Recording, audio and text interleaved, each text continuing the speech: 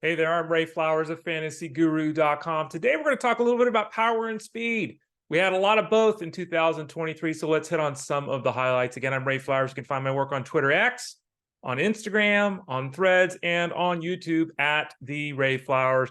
And all my baseball and football work at fantasyguru.com. If you haven't gotten involved in the football game yet, well, you're probably already involved, but maybe you need a little bit of a boost. Maybe your team has started out 0-4 and you need some more juice in your life. Get the DFS package at fantasyguru.com. We got that all season long over at fantasyguru.com. Use the promo code radio20 if you want to sign up for any of those products. So before we get into some of the specifics of players in this little video here, let's talk about the league scenario in 2023. We know the rules were changed up. They try to introduce all kinds of new bases and times you could throw to first base and times between pitches and all these kind of things. And I think generally speaking, everything was considered a success. I guess some people didn't like it when it started. If you were in that crowd, if you were someone that said, I don't like the changes they made, do you feel the same way now? It feels like the season went really well. And one of the things they wanted to do was establish more things between balls being put in play. They felt the game had kind of become stagnant, and they accomplished that, at least in terms of the stolen base. Let's talk first about the home runs. If you look at the last 3 years, there were 5,944 home runs in 2021. There were 5,215 last year, so a bit of a pullback. This year, 5,868. So basically, a very similar home run output as 2021. But now let's look at the steals piece. In 2021, there was a 75% success rate. In 2022, there was a 76% success rate. In 2023, it was 80.2%. Okay, that is the greatest number ever produced in Major League history. 80.2%. 8 out of every 10 steal attempts were successful, which is phenomenal work. But it wasn't just people were more selective. Everyone ran. 2,213 steals in 2021. Last year, 2,486. This year, 1,000 more, 3,503. If you remove seasons of 1914 and 1915, I think, it was the second most steals in Major League history. The only other year that was better was back in 1987. What was that number then? 3,585. So we had the second most steals of all time if you get rid of the dead ball era stuff. We had the best success rate of all time. So the rules changes clearly accomplished what Major League Baseball was hoping to accomplish. Everyone ran, right? It seemed like that. Let's go through. I got a list of about 20 guys here that I wanted to hit on that had some really significant home run power speed combinations here. And you have to start with Ronald Acuna, who went 40-70, 41 home runs, 73 steals. No one's ever done that before. He's likely going to be rewarded with the MVP in the National League. He was the fantasy MVP. He had a spectacular, historically great season, one of the greatest fantasy seasons of all time. We can't go back and count Jimmy Fox and Lou Gehrig and Babe Ruth those days and Lefty Grove and all those kind of things. We didn't play fantasy baseball back then. Since we started playing fantasy baseball, that is season by Acuna that we just witnessed, one of the greatest of all time.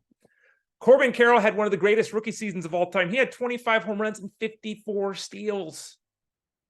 Like, I remember when I drafted him, I think it was in Labor. It might have been in the FSGA league. I drafted him in the 6th round when we did the draft, because it was really early in draft season, right? It might have been January because it was the FSGA or whatever it was, or maybe it was, February for Labor. Took him in the 6th round. By the time the season got going, he kept going up and up and up. He ended up going in the 3rd round in the end of drafts. And that seemed pretty aggressive. It's like, this guy's really going to have to come together and do everything we expected him to do to justify that.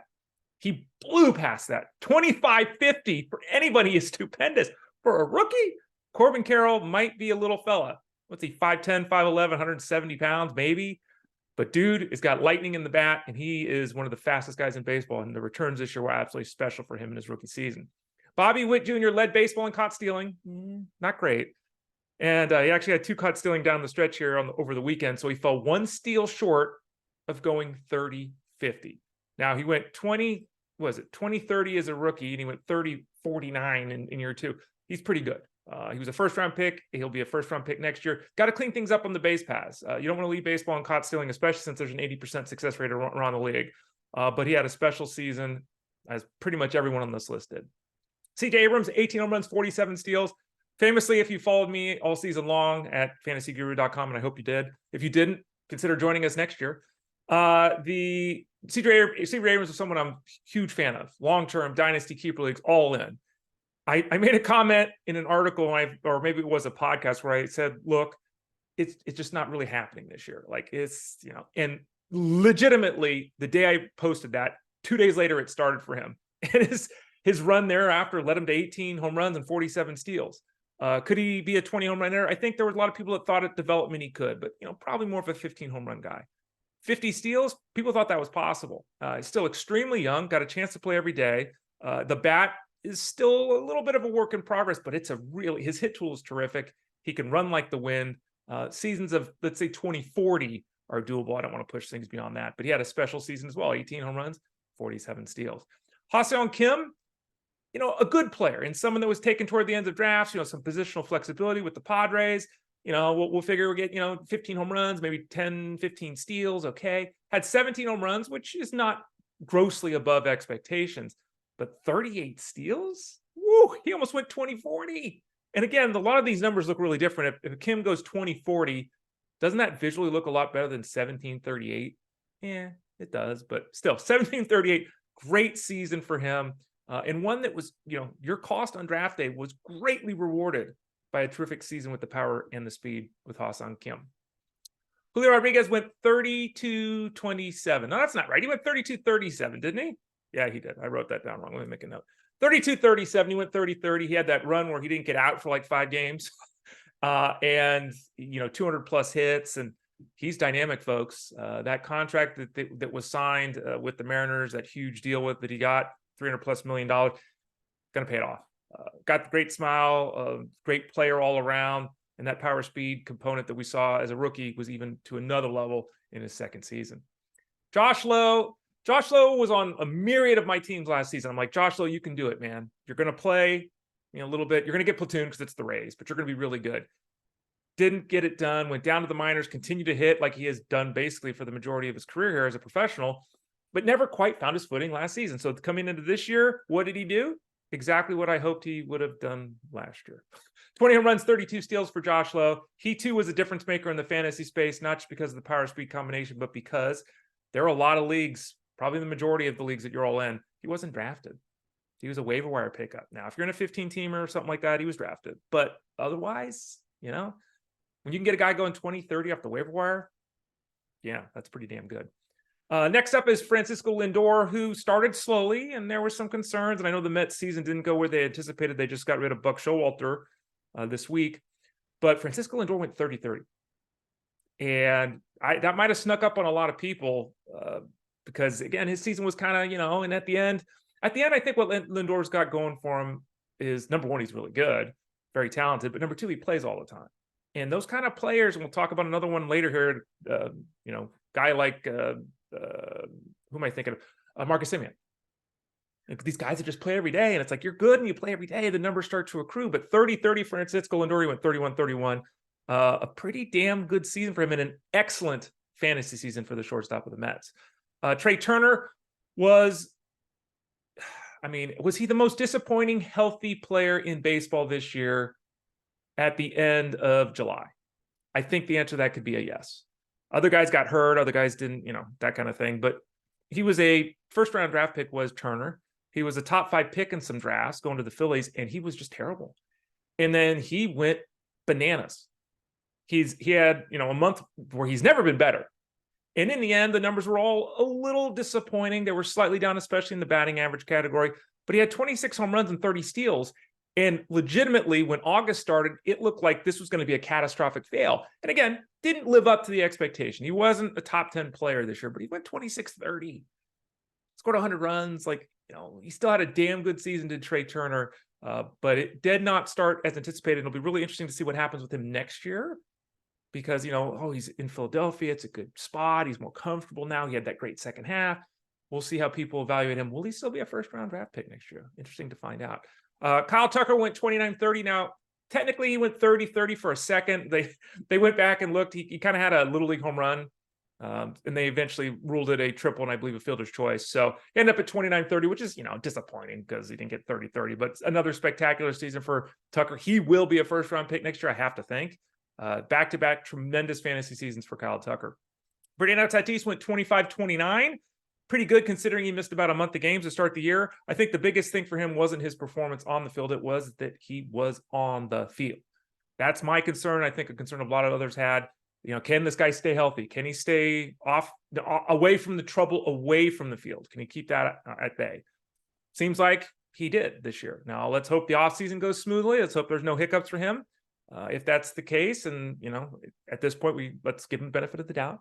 He definitely will be in first-round consideration next year, again, in the fantasy space. 25-29, a pretty good rebound for a guy that's had so many issues of late.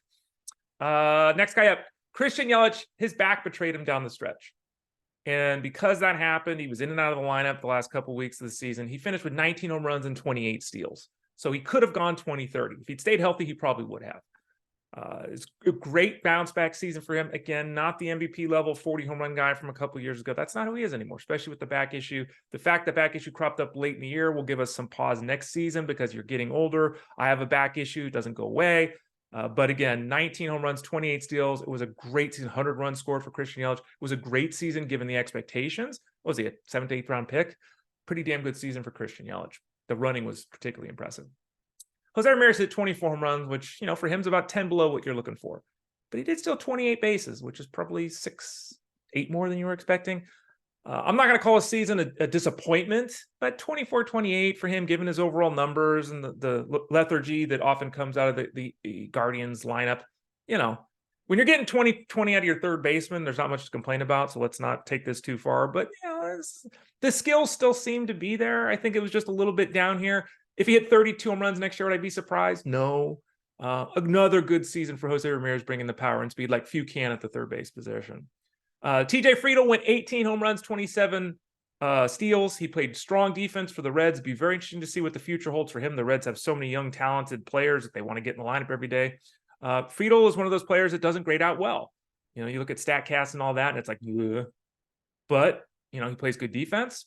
He obviously can run, and, the bat was better than I anticipated this year. And I think it was better than everyone anticipated. Even if, you're a TJ Friedl backer, did you think he was almost going to go 20-30? Like, come on, man. So this was a great season for him.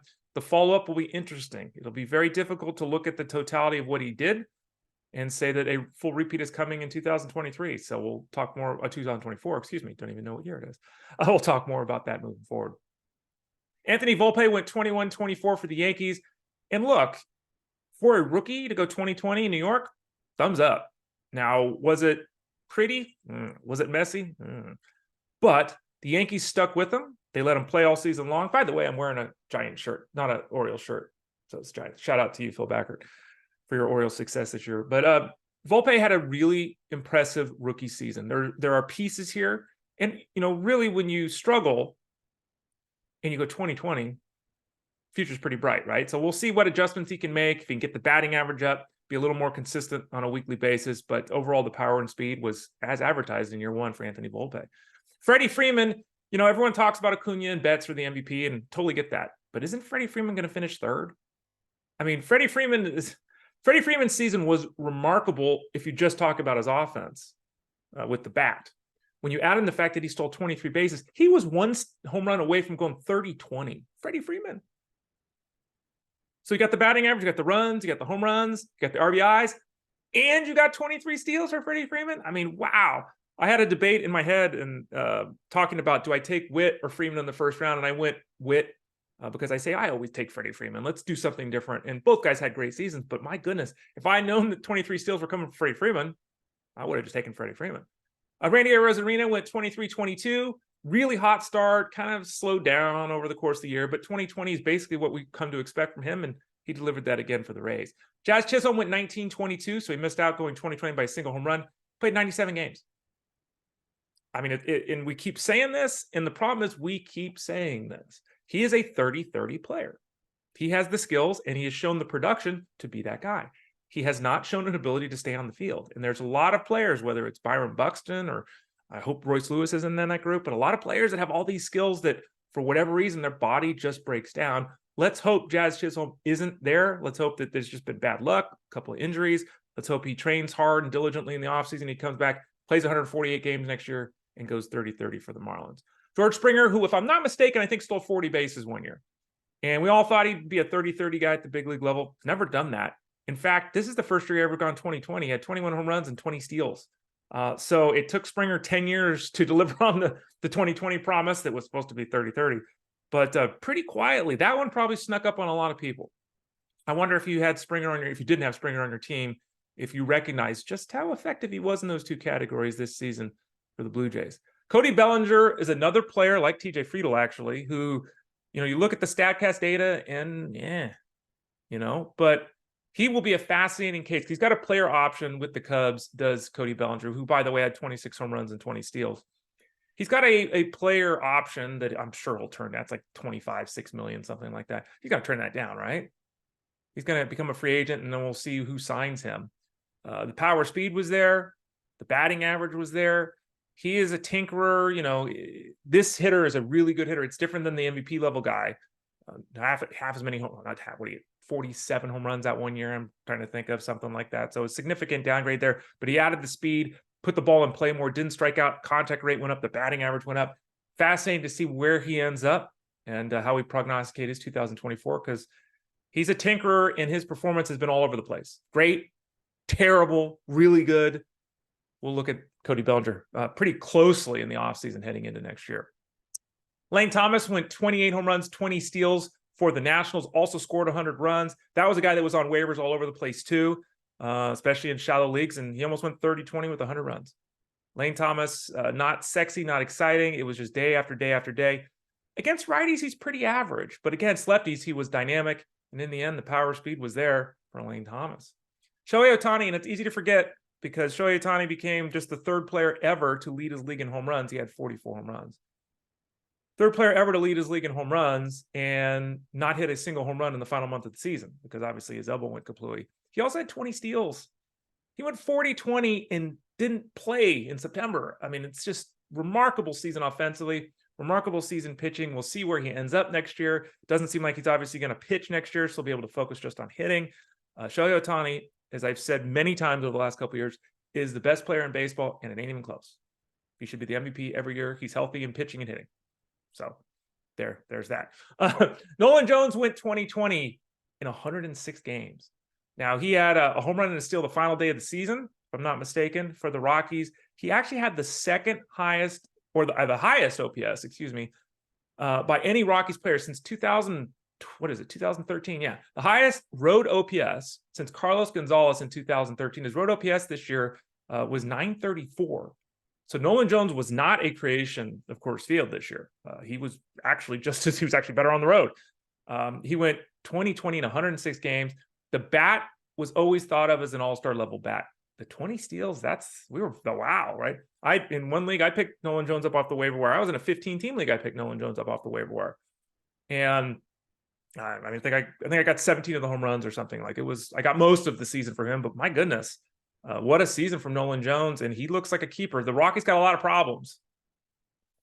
Nolan Jones doesn't seem to be one of them. He looks like he's arrived, and he's going to be a centerpiece of that offense moving forward. He had a tremendous second half. Wrote recently about Miguel Harris. Miguel Harris went 18-20. He almost went 20-20, basically hitting ninth for the Braves. And it wasn't just that he was able, I think I did this in a podcast, actually. It wasn't just that he was able to do that from the ninth spot. He was arguably the worst offensive player in baseball through the end of May. He was just absolutely horrendous. I mean, it looked like his career was over. Like, he was horrible. And he almost went 20-20. So tremendous effort for him. He got his batting average up around 290. I didn't look at the final number before I started here, but really impressive season. Very similar to his rookie year. We expected the pace to slow, and it did. But the overall numbers were still damn good for a guy who was dreadful to start the year. So major props to Michael Harris for turning things around. Players don't normally do that. You don't normally hit, 195 or whatever the hell it was the first 2 months, and then turn around and have a season he did. That's very rare. So big pat on the back for him. Xander Bogaerts went 19-19, career best in steals. He was one of the best hitters in all of baseball in the final month of season. Made his overall line look much better than anticipated at the start of September. I basically said, look, Xander Bogaerts was okay this year, but that's not Xander Bogaerts. That's a really disappointing season. And though his batting average is about 20 points lower than we expected, the 19 steals, did it make up for it? He almost went 20-20 for the Padres. The Padres, obviously, with a myriad of players around that 2020 mark this season. Chas McCormick, I mean, he was drafted in AL-only leagues. Was he drafted in a single mixed league? I don't remember anyone asking me questions about Chas McCormick, and he went 22-19. And again, killed lefties, had a strong season.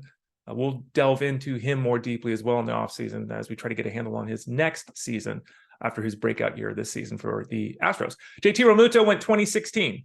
Dalton Varsho went 2016. Now, Realmuto's not, he started to slow. He's in his 30s. He's a catcher. Still very productive, still very effective. I don't know if you want to draft him as heavily next year as we've been drafting him the last couple of years, but still 2016. Now, Dalton Varsho went 2016. Dalton Varsho has not developed offensively. In fact, you can make the strong case that Dalton Varsho's offensive season, despite going 2016, was a poor one.